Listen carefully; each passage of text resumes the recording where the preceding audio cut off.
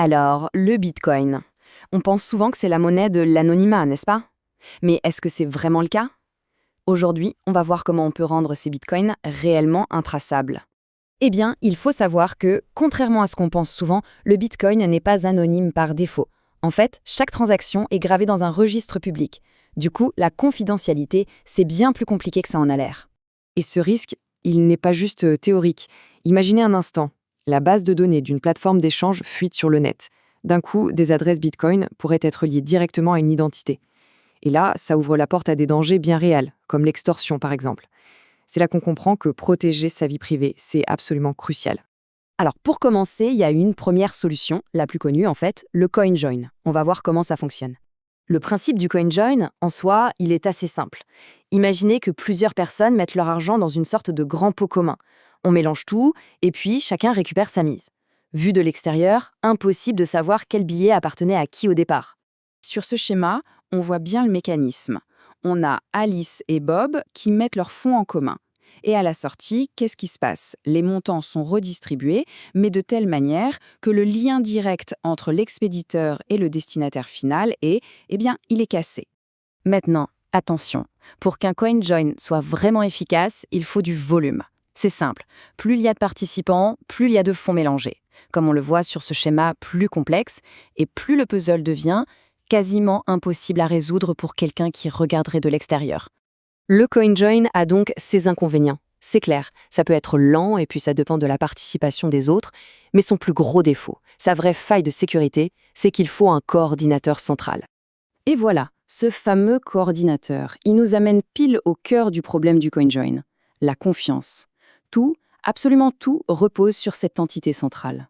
La question est toute simple. Est-ce qu'on peut vraiment faire confiance à ce coordinateur? Parce que s'il est malhonnête ou si tout simplement ses données fuient, eh bien tout ce balai fort pour l'anonymat tombe à l'eau. C'est fini. Alors, face à ce gros problème de confiance, il existe une autre solution. Une solution bien plus radicale, le swap via Monero. Alors là, attention, cette deuxième technique, c'est un processus en plusieurs étapes bien précises. On ne se contente pas de mélanger des bitcoins avec d'autres bitcoins, non, non. On va les transformer, les faire passer par une autre blockchain qui est, elle, réputée pour sa confidentialité, et seulement après, on les reconvertit. Ce schéma, il illustre parfaitement tout le parcours. On voit les fonds qui sortent de l'écosystème Bitcoin, ils transitent par une autre blockchain et puis ils y reviennent. Résultat, la chaîne de traçabilité est complètement brisée. Et là, c'est l'arme secrète de cette méthode, le point clé, la transaction à soi-même sur la blockchain Monero. Grâce à sa technologie de signature en anneau, qui va mélanger une transaction avec plein d'autres, il devient littéralement impossible de faire le lien entre les fonds qui entrent et ceux qui sortent. Et bien sûr, comme souvent, on peut encore pousser l'efficacité plus loin. Plus on fractionne les bitcoins au départ, plus on va créer de transactions qui semblent indépendantes et plus la piste devient un vrai casse-tête à reconstituer. Évidemment, la sécurité technique, ce n'est pas tout. Il faut aussi penser à sa propre sécurité opérationnelle. Utiliser un VPN ou le réseau Tor, c'est la base, c'est essentiel. Côté risque financier, le danger principal, c'est la volatilité des prix. Il faut agir vite pour ne pas perdre de la valeur pendant les échanges. Bon, alors au final, CoinJoin ou Swap Monero.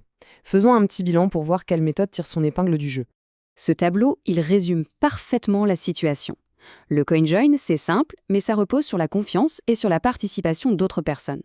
Le Swap Monero, lui, est plus complexe, c'est vrai, mais il offre une indépendance totale et une efficacité radicale. Le verdict est donc sans appel, et cette phrase le dit très bien. Pour qui cherche un niveau de confidentialité maximale, la solution est toute trouvée. Et on termine sur cette question qui est vraiment essentielle. Quel est le véritable prix de la confidentialité? Entre la simplicité d'un côté et la sécurité de l'autre, où est-ce qu'on place le curseur?